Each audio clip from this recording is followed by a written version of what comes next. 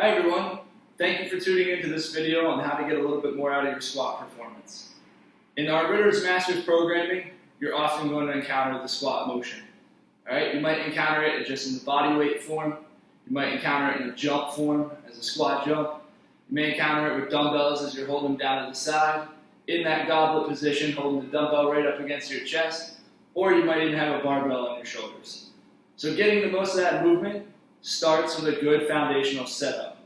Alright, so we're going to go over step by step how to set up for the squat properly. One thing I like to do with beginners, I like to put a plate on the ground. What I'm trying to do is I'm trying to take away things that they need to think about while they're doing the motion.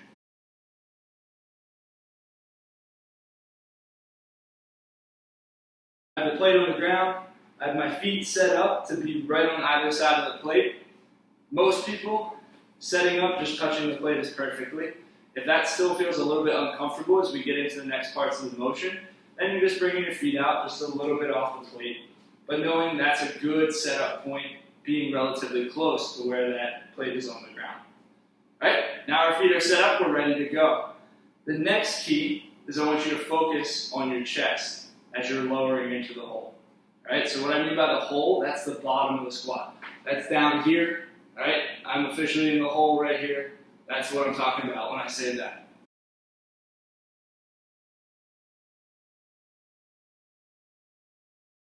I have a shirt on right now.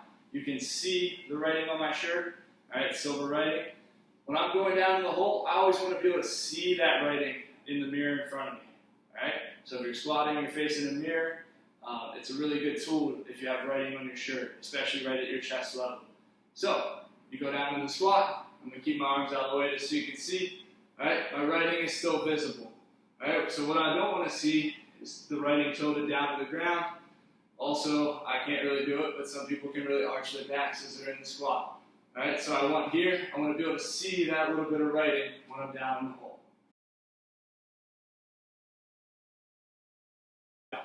You got the plate, you got your writing. Now that's all you got to focus on. Can I see my writing? My feet are set? Great. Now, I really want to focus on our core. So what I mean by the core is I'm basically going from here to here. Alright, so basically that middle of the body, we're stabilizing the spine.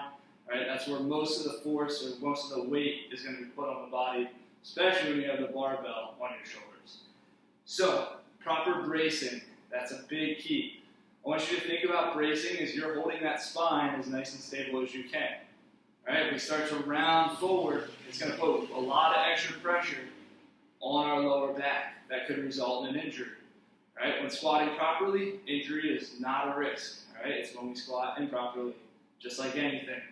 So, a couple key bracing things. I'm going to stand to the side so you can see this. What I like to do when I start my squat, so say if I'm in a barbell squat, I got my dumbbell up here, my goblet squat, or even a body weight, I like to squeeze my glutes off to start. Alright, so I got everything tight down here, and then I also like to make sure my core is nice and engaged. So that way I'm covering both sides of my body. I have my anterior, where my abs are, alright, my posterior, where my glutes, my back. Alright, by squeezing the glutes, making sure the abs are nice and engaged, we're nice and stable around that spine. We're giving the spine the stability it needs to complete the motion.